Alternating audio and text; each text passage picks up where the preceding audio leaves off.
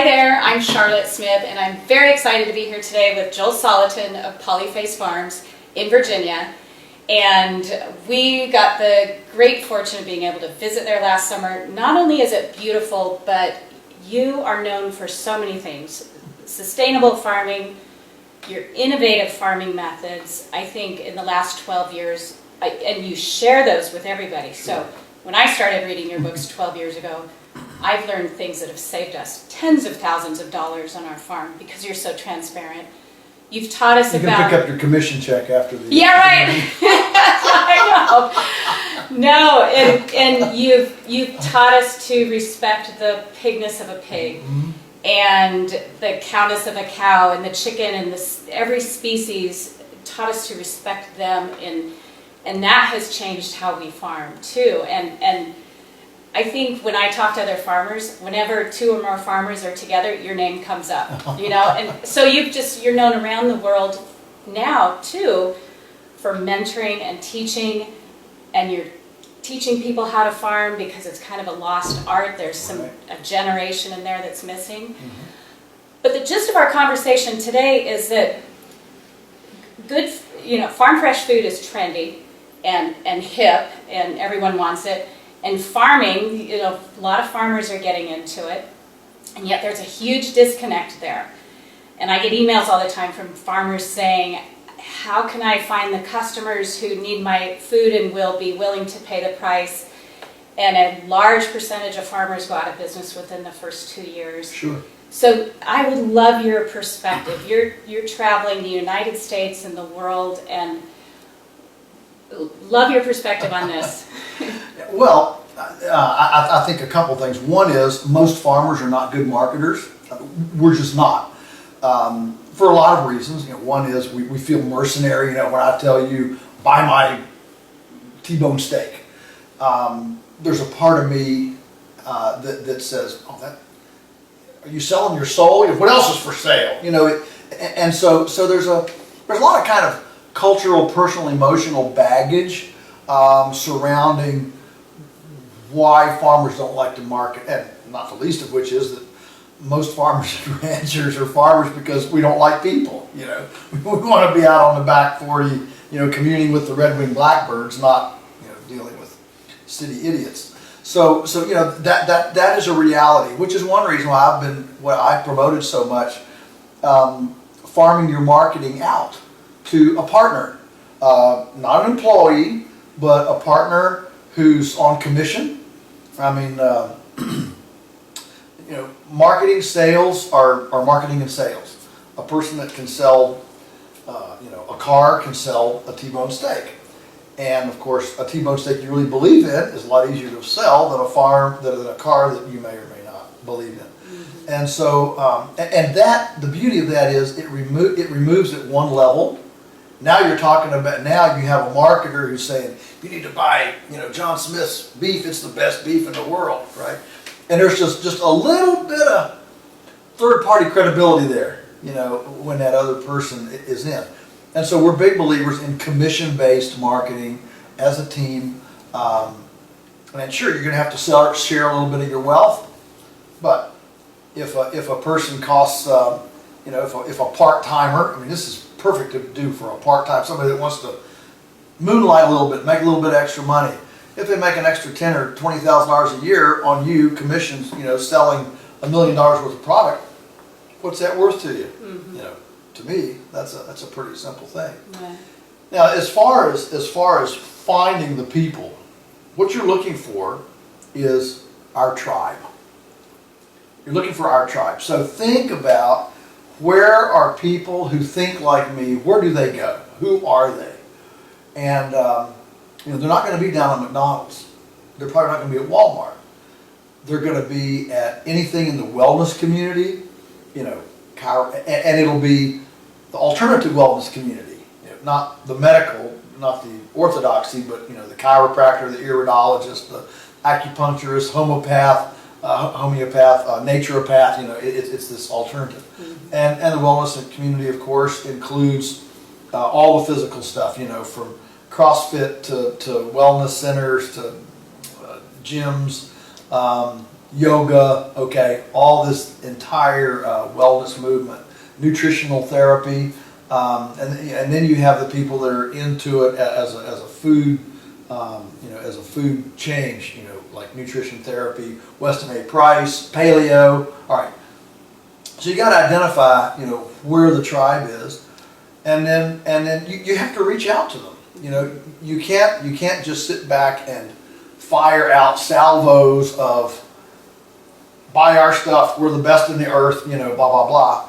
You have to reach out, and so I'm a big believer in samples, giving little sample boxes, or a dozen eggs, or whatever, or goodness, if it's a potentially really great client, like maybe the manager of the local CrossFit gym, invite them out to dinner, Right. Yeah. and put the food in front of them, and what you're trying to do is you're not trying to sell yourself. What you're selling is how I can help you get where you want to be. Do you want to be healthy? Do you want a healthy ecosystem? Do you want a healthy community, a landscape? Do you want drinkable water and breathable air for your grandchildren? I'm your guy. Yeah.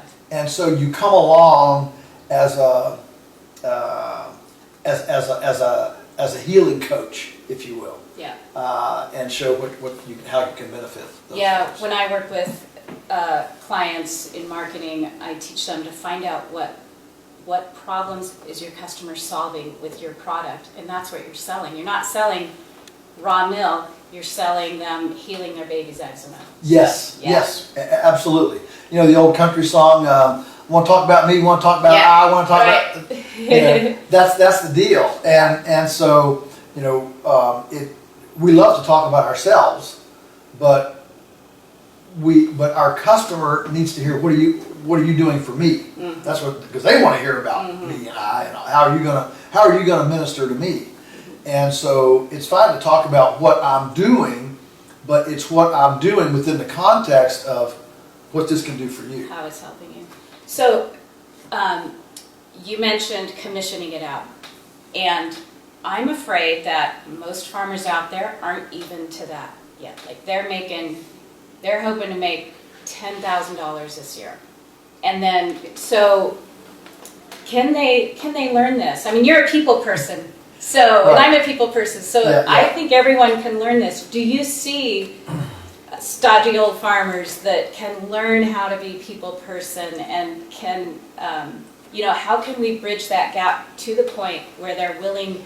I mean, I've had people say, I can't pay $20 a month for that thing that's going to help me sell more, which seems like a real small amount. So.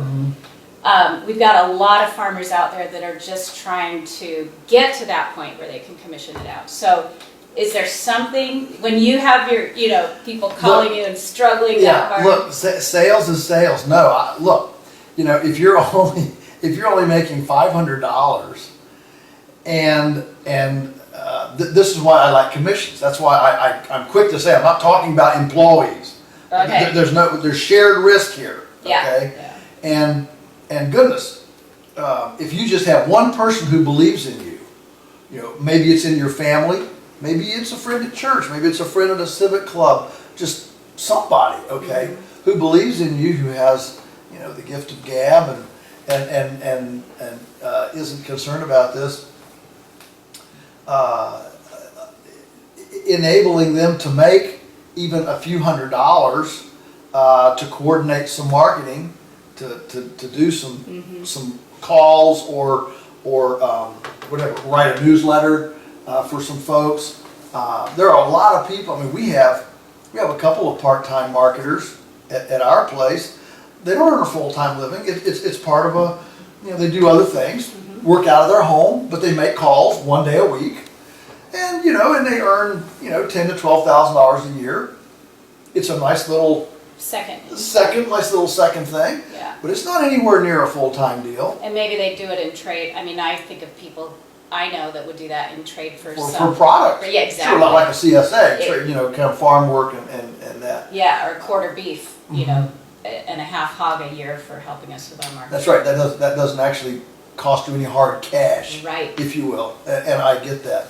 But I'm all about partnerships where there's shared risk and shared exposure.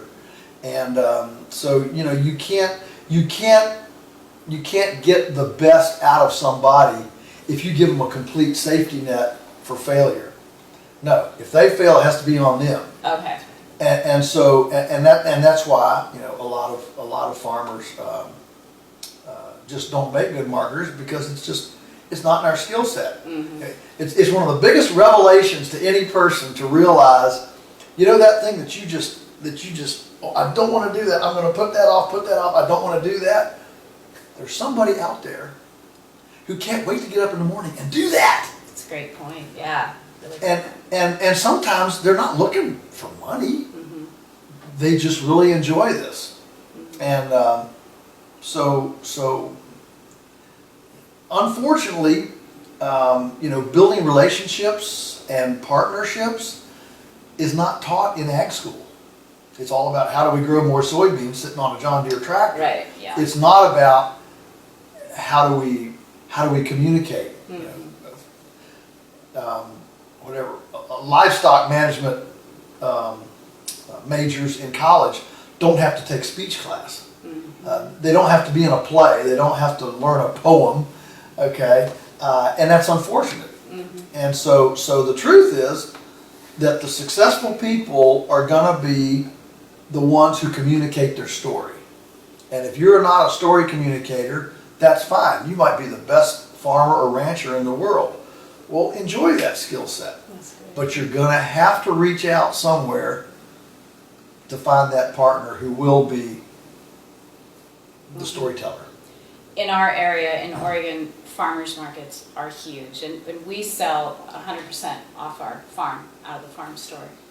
And I know farmers who go to 13 farmers markets a week and they're run ragged. And if it's over 90 degrees, nobody goes, and they come home with $12 in their pocket and a trailer full of meat. And I've heard you talk about farmers markets and taking, 6 months worth of farmers markets. That's 26 days a year. And what would you do with those days? You weren't spending all day at a farmers market. If you have those 26 days a year, and you actually carved out on your calendar, I'm going to spend 26 days a year hardcore marketing. When I say hardcore marketing, I mean making appointments with the Weston A. Price Foundation chapter leader, the Paleo chapter leader, the CrossFit gym manager, the yoga instructor, or maybe the yoga support group. I mean, goodness, when we started selling to restaurants, I had a friend who was a retired restaurateur, and I said, Hans, I need a hit list, because we didn't have any money. We were just poor as church mice. We never went to the kind of restaurants that I wanted to sell to, right? In fact, we didn't go out to eat at all. We ate from the garden, You feel guilty. Exactly. We didn't have the money. We drove a $50 car. It was green bean casserole, then green bean with bacon, and then green beans. All right. So anyway, Hans sent me this list of about 12 restaurants, and so I just got on the phone. I'm Joel Salatin. I have the best egg in the world. I know you'd like it. Could I come and show it to you? And I made six appointments, 1 hour apart, between chores, morning and evening chores. That's what I could sandwich in. And I went and I did that one time. I took one day. I'm going to do this. At the end of that day, I didn't have all 6, but I had 4. I had 4 out of 6, which is pretty good. Mm-hmm.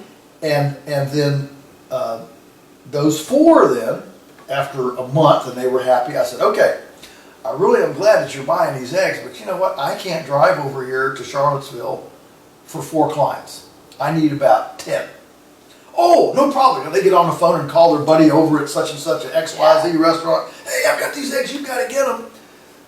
They jumped me up to 10, and within a year, I had enough that I could subcontract it out. I found a part-timer that wanted to earn $100 a week working for half a day, once a week. He was kind of flexible. Yeah, I'll do that.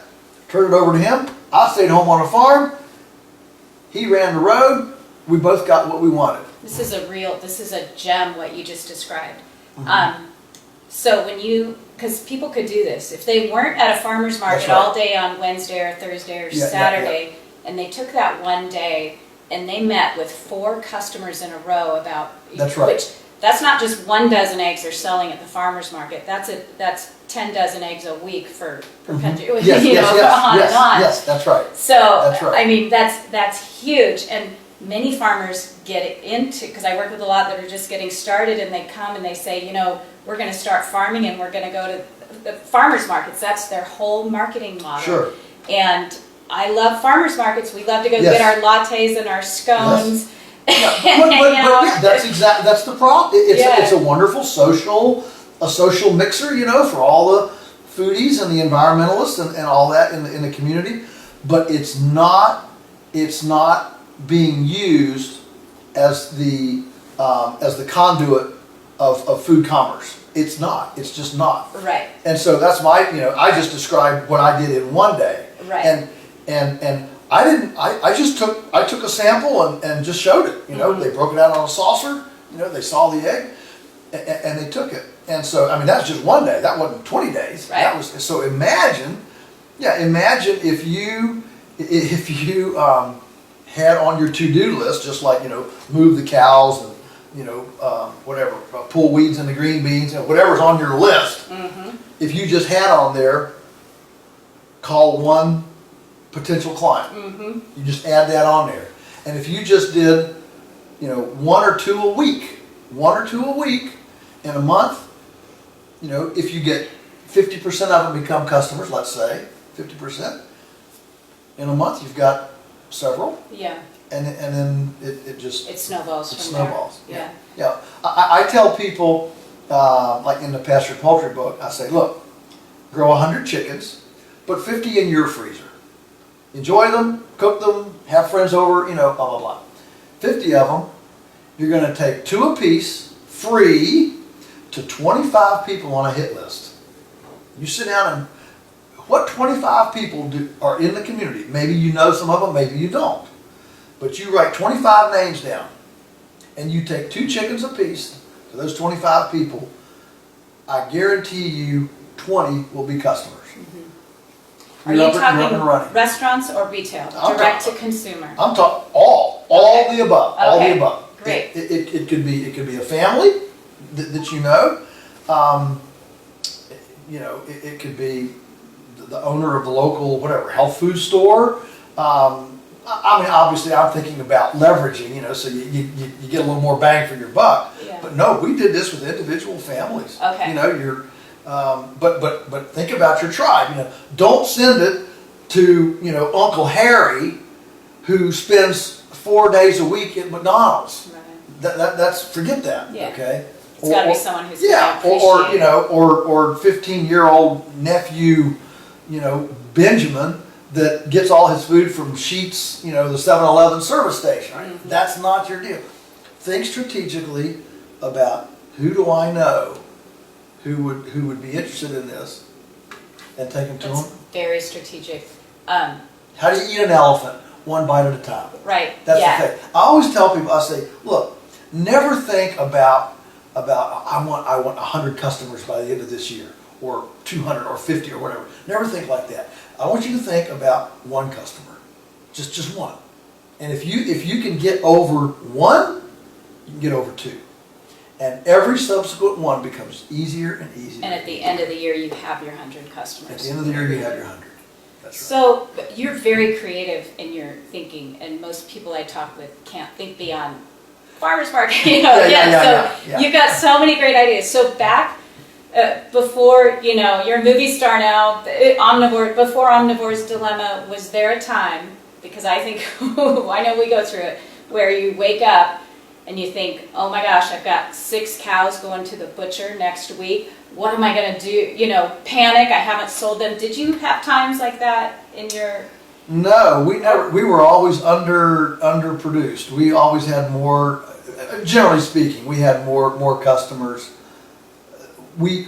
Our production has always followed our customers. From the get-go. Pretty much from the get-go. And why do you think that is? What is missing from... Well, we started small. Yeah. We started small. And that's another piece of advice I would say. When farmers tend to, you know, we're production oriented, right? I mean, you know, I want to go out and produce.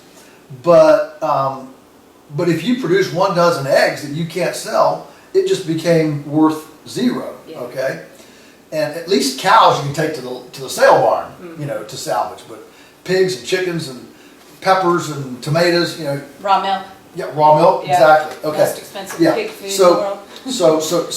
So this is why it's, in my view, if you're going to start direct marketing, it's imperative to start small. Now, if you're a big commercial farmer, okay, just say, well, we're going to start this marketing. You know, we've got 500 cows. I haven't met anybody who can't basically from their back stoop sell 30 dozen eggs a week, up to 15 hogs, and up to about 8 beefs. So 8 beef, about 15 to 20 hogs, 30 dozen eggs a week. Is that a year on the A year. hogs and the beef? Yes, that's Okay. a year. That's a year. Okay, that's doable. I was thinking a week. No. Okay. No. 8 beef a year. 8 beef a year, about 15 to 20 hogs. Okay. 30 30 dozen eggs a week, and about 500 chickens. Okay? A year. A year. These are very actionable Yes, numbers for I've someone. traveled a lot. I talk to people. This is not scientific. It's my intuition. Talking to lots of people, almost anybody, no matter where you are, can essentially sell that within your, you know, people that you know, just School and acquaintances, church and school, work, church, yeah. friends, civic club, whatever your community. Gym. You can do that. Okay, and so that's kind of where you start. And once you get there, then you know then you look at leveraging that. Mm-hmm.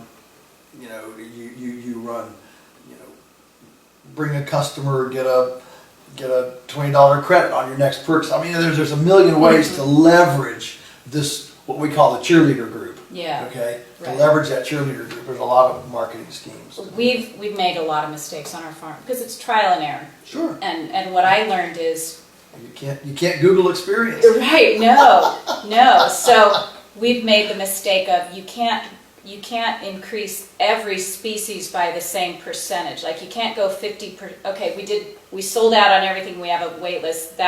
For that reason, we're going to do twice as many hogs, twice as many chickens. You know, we learned very quickly. You increase one species and you get that sold out, and then you increase the next species and get that sold out.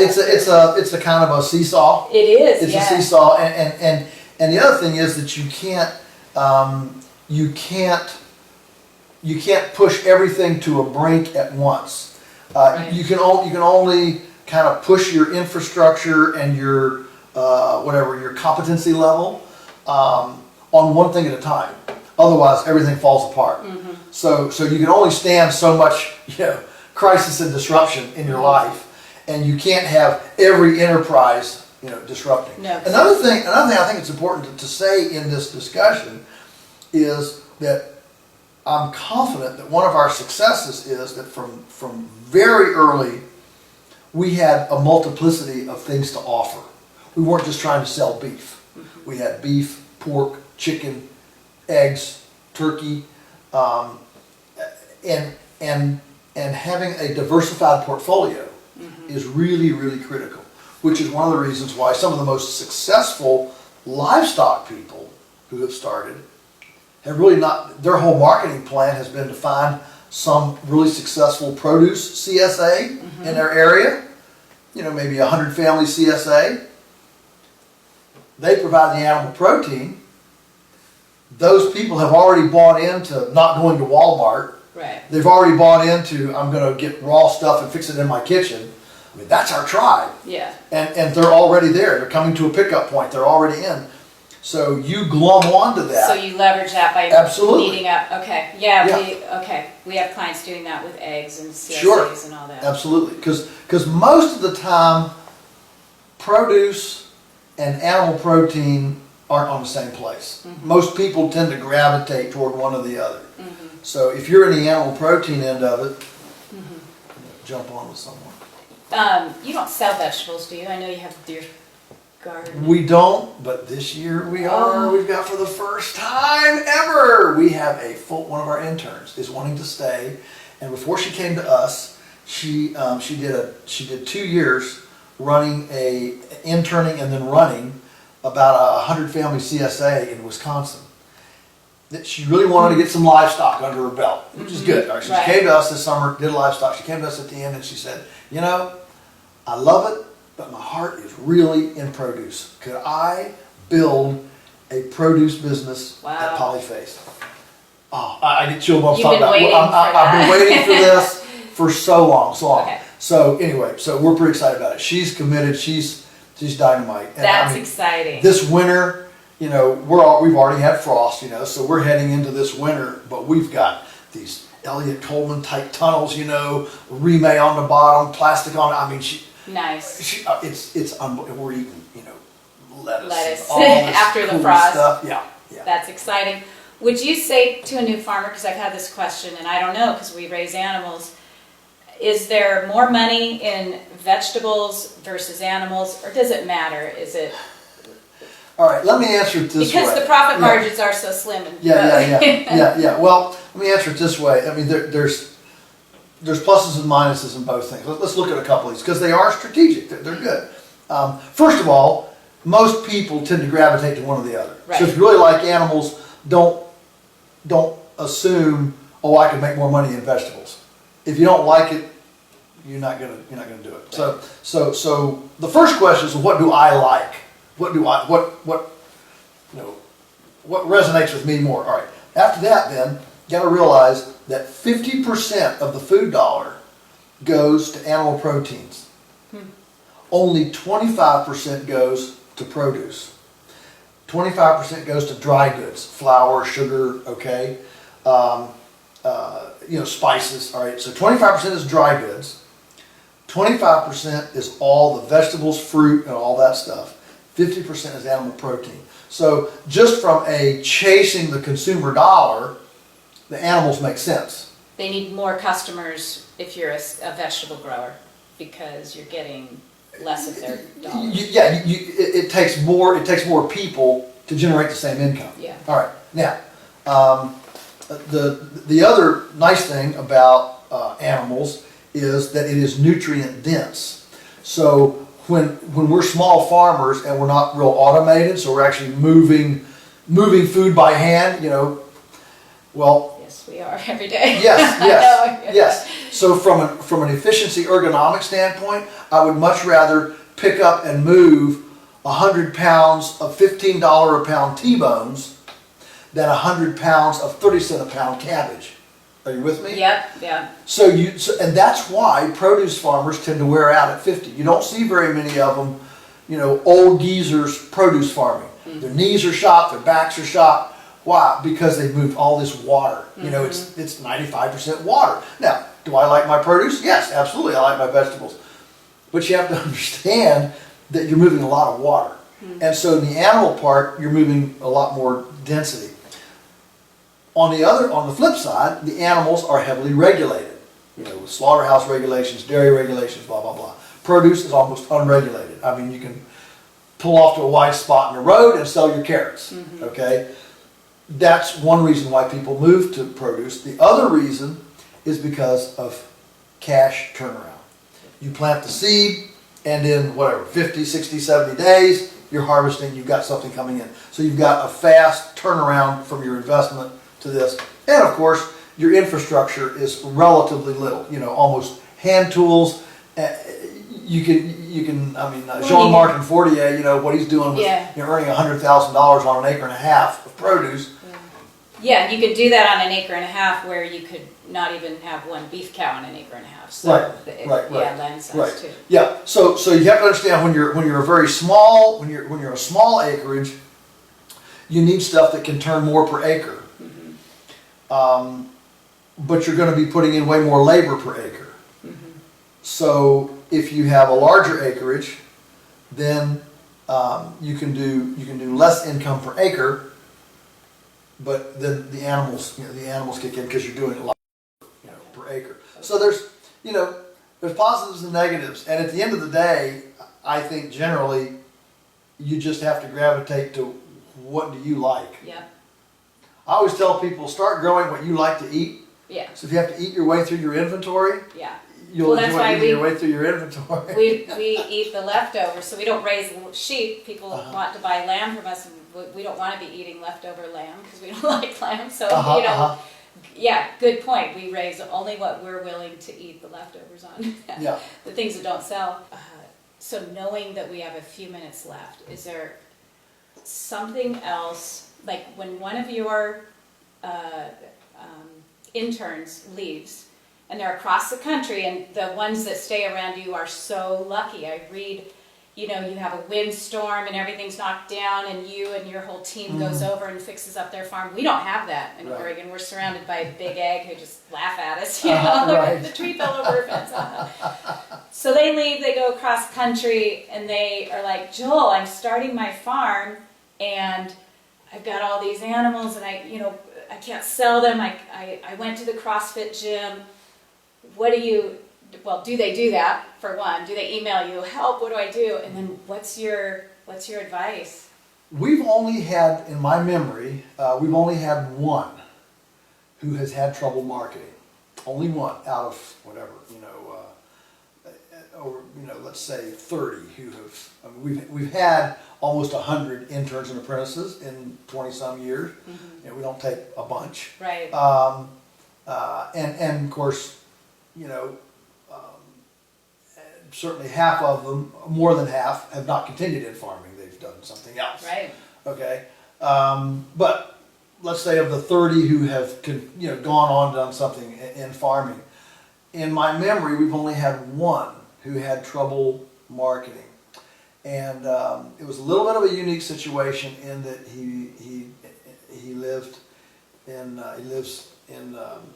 upstate Pennsylvania, up in what we call no man's land in northern Pennsylvania there. Mm-hmm. And there's just nobody around. I mean, nobody.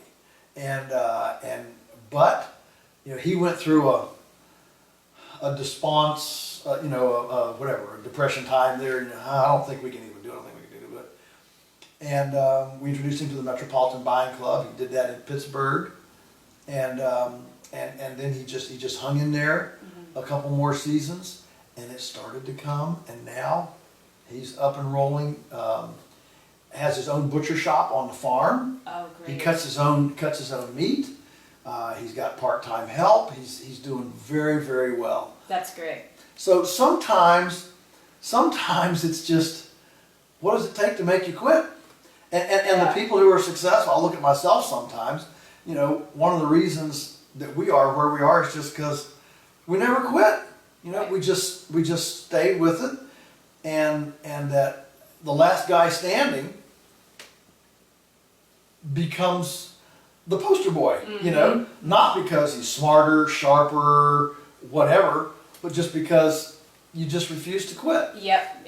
I'm in there. And lots of times, it's darkest right before the dawn. Yes. And we've had that on the farm. Yeah. And so the Peter Drucker learning curve. Mm-hmm. You come in at this level, and then you got the slow of despond. Where everything seems to be falling apart, and what do you do? And you start climbing out of it. Well, most people quit right before it turns up, because that's a 3 to 5 year period. Mm-hmm. And to stay with something that's not lucrative for 5 years, that takes some real courage, backbone, and stubbornness. Yeah. So on that, it took us 5 years to make a profit, mm-hmm. to break even almost. And if someone would have told me when we started out, it's going to be 5 years. Uh-huh. And so many farmers get into this. Yes. And they say, we're going to be profitable in a year, and I'm going to quit my job in 18 months. Sure. Or they quit the job first because they're going to be profitable in a year. I hear this all the time. What do you... Yeah. Well, I tell people, first of all, you need to have some experience. Whether that's an apprenticeship, whether that's just weekend farming, but you've got to have experience. Number 2, be out of debt. All right, because you're not going to cash flow this thing. At the beginning, no fledgling business cash flows day one. None. Normally, they're financed by stored capital from somewhere else. Yours and investors, somebody's. Okay. Day job. Day job, exactly. So don't jump off that cliff, all right? And then, so get out of debt. Because you can live real cheap if you're out of debt. If you don't owe anything, you can live really, that was Teresa and I's secret. I mean, Mom and Dad had paid for the farm, but the farm was not a going concern. It was raw land, it was sitting there, we had a great background of Dad's innovation and his, way he thought, but it wasn't generating any income. But we were out of debt. We drove a $50 car. We lived on $300 a month. We made an apartment in the old farmhouse attic. Yeah. We called it attic. We called it our penthouse. It's just, Yeah, right. You look at it, right? Yeah. And if we didn't grow it, we didn't eat it. We didn't have a TV. We never went out to eat. We never went to theater. We bought clothes from the thrift store. But you can live cheaply when you don't have a bunch of outside interest. Neither one of us even drinks coffee, so we didn't have that expense. Well, they didn't have cell phones back then. Didn't have cell phones. The huge expense. Our entertainment was listening to the great Gildersleeves and Abbott and Costello on PBS radio. The old 40s reruns. It was great. It's as good as anything. All right. So get out of debt, and then the next thing is get together a 1-year nest egg. A 1-year nest egg. Save up enough that you don't need an income for 1 year. That's exactly what we did. I looked at that, I said, you know what? We can live for 1 year. I fully intended to go back, to the city, to an off-farm job in a year. But I thought, in 1 year I could get so much done. I could be there for every calf that's born. I could be there every time the weeds are this big in the garden instead of I can't get to it till they're this big. Timing is everything. Farming, a lot of it's timing. It's the difference between something that takes all day to do or something that you can do in 30 minutes. Timing. And so anyway, I fully expected to go back. We did, in fact, run through that savings, not as fast as we thought we would, because what we found was, as soon as I quit going to town to work, we only used 1 tank of gas a month. Right. Oh yeah. The expenses just dropped. Yeah. And so we actually lived a lot cheaper than we had budgeted, than we thought we would be able to. And so we actually ran through the savings in about 2 years, not 1 year. So we were able to stretch them. And as they started to run out, I picked up a couple odd jobs. I helped a guy build fence for a month. But when you're living on $300 a month, if you can pick up a cash deal, build a deck for somebody, build a fence. I helped another guy plant trees. He was planting Christmas trees, and I'd help him. And these were little jobs that were, $1,000. Well, if you're living on $300 a month, 3 months income. income. Absolutely. And so we almost went as close to cashless as you could be in our society today. Of course, we didn't have to pay any taxes because we were way under the poverty level. We didn't earn anything, and so we lived very cheaply. And the result was we were gradually able to build up experience, equity, and build up economic head of steam, because we had the wiggle room that comes with not being in debt and being pushed on cash. Yeah. Because we didn't have to be pushed on cash, we had some wiggle room to be innovative, to creative. And I'm so glad that we were poor. We weren't poor compared to the rest of the world. We were millionaires, right? Right. But I'm so glad that we didn't have money, because that made us creative. We were hungry. Yeah. And it made us really creative. Yeah. And so I don't for a minute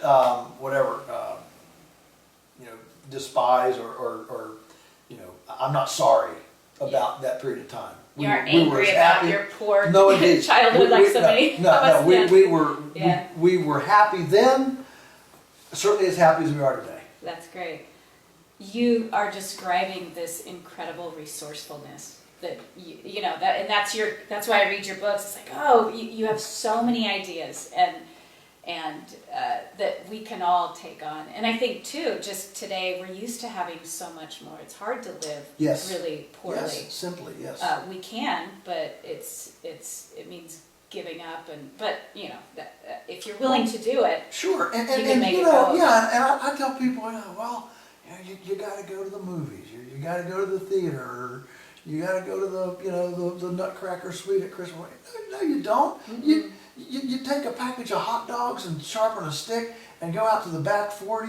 Yep. And you make love over a campfire. I mean, you make your recreation. You don't need all this stuff. You don't. Really don't. If you can't get excited, about going out with your beloved and having a campfire by the pond and pulling in a fish, and just enjoying the sunset together, there is nothing in the city. Now, I realize I'm a country boy, so, but nothing. We ride horses. My favorite Friday night Absolutely. is let's go for a horse ride Yep. across the farm and check all the pastures. Absolutely. So almost everything you've talked about to become a farmer and a profitable farmer, successful, where you can pay the bills, it starts with this mindset shift. Because everything you've talked about had to start with your thinking. It's okay to live this way instead of this way. So do you see that? The weak link on your farm, my farm, your farm, the weak link is always between our ears. As our son is wont to say, he says the problem is not money, it's not resources, it's constipation of imagination. That's great. That's the weak link. How do you fix that? I read books that help. Yes. I was thinking this, and I can read a book and go, 180 degree Yes. shift. How else can you change your mindset? Absolutely. I agree. My first one is reading. Read widely. Read eclectically. Read stuff. Look, if you're a conventional farmer, and all this stuff sounds, this is Right. Wackos. All right. Yeah. Okay. All right. Read some of our stuff. I don't mean my stuff specifically, but read my stuff. Shameless, salesman plug. But read Wendell Berry, read, Wes Jackson, Louis Bromfield, read these icons, Sir Albert Howard, okay? Read stuff you don't agree with. I read stuff I don't agree with every day. I mean, it's everywhere, right? I mean, the stuff that we don't agree with is assaulting us every day. So we, by definition, read widely and broadly, but read the liberal, the conservative, the orthodox, the heretic. Okay, read widely. Secondly, is go on visits. Visit. A lot of what I've learned or seen is just from discussions, talking with people, visiting farms. I mean, my vacation, I don't want to go see a resort. I have no desire to go on a Caribbean cruise, but man, I'd love to go visit this farmer, this farmer, this farmer, this farmer. Right, yes. So if you'd like to do something, or if you're thinking about doing something, go visit somebody that's doing that successfully. Yeah, I'm a raw milk producer. That's where we started. Every single raw milk dairy I visit across the U.S. does it different. We all do it different. That's right. And we're all working towards success. Yeah. So I tell people I haven't been on a single farm in the world that I didn't see something creative, innovative, interesting that I could use. Every one. So you have to expose yourself. I mean, you got to find out that there are more tools out there. As Alan Nation, Stockman Grass editor, says, when the only tool in your box is a hammer, every problem looks like a nail. And so the problem is, if I'm good at using a hammer, I don't want to use a screwdriver. I'm not skilled at it. I don't know what is that thing, or pliers. All right, but ultimately, being able to adapt to changes in culture, in financial, in our context. Whether it's an ecological change or a financial change or the relational change, the people changes in your own life and in your own farm, the more tools you've got in your box, the more malleable, the more adaptable you'll be able to be. Yeah, that flexibility of thinking. And when you wake up on a farm and you're hit with a new problem you've never been hit with before, that comes in. More tools in the box. Yeah. That's right. Okay, well, I want to thank you so much. I think you've given us, I can't wait to go back through the video and write down, here's the top 8 things you can do to be successful, because we need more successful farmers out there, and I hate seeing them go out of business, very quickly. So thank you for being here. I really appreciate it. It's been fun having you here and talking, and